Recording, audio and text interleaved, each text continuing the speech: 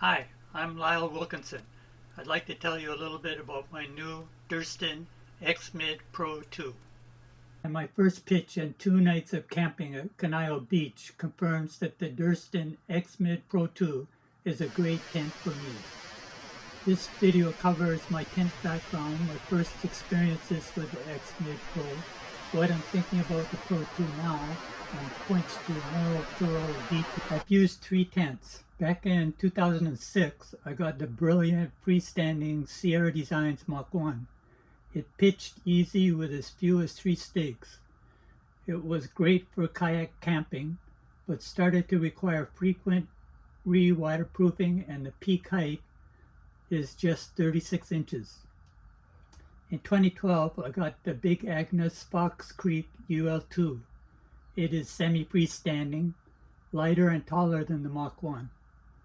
Although it is straightforward to get a good pitch, it requires 9 stakes. It is still my go-to kayak camping tent. In 2015, I got the Zpacks Solplex. It is lighter than the Fox Creek, not freestanding, and requires trekking poles to pitch. It can be tedious to get a good pitch, and a combination of poor pitch and rain leads to water in the bathtub. A good pitch requires 8 stakes. After 5 or 6 years, the dyneema started to come apart. I'm not sure if that is just the nature of dyneema or if it is a function of stresses created in the Solplex design. All the dyneema failure is in the lighter tent fabric, none in the heavier floor dyneema. I'm an apartment dweller and couldn't do a test pitch at home, so had to settle for laying it out on the floor to convince myself that the first pitch wasn't going to be a problem. My first pitch took about 25 minutes. I used the 6 stakes that came with the X-Mid Pro 2 plus 4 additional stakes.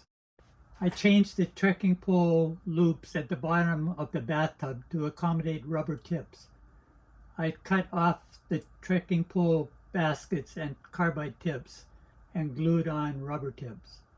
I thought eliminating the carbide tips might ease getting poles through international airports, and rubber tips are quieter and easier on trail surfaces.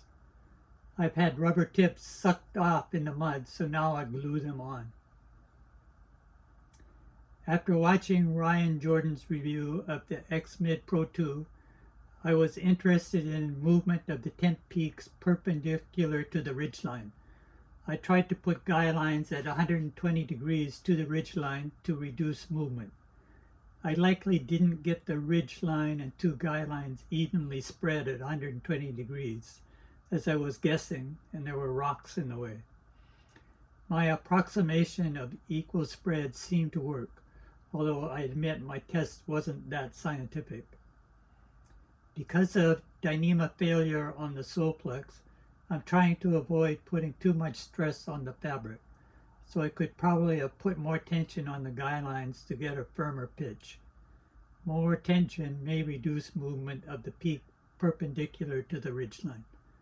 I'm not sure eliminating all movement of the peak is a good idea. As my uncle the barber always says, secure tarps with bungees if you don't want to rip the grommets out.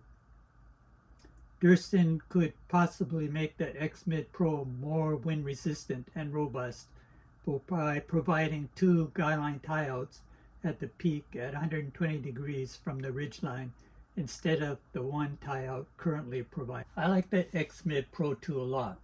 I like how the bathtub floor stands up at 90 degrees to the ground. I like that the placement of poles make it feel bigger inside than a 30 square feet of floor area would imply.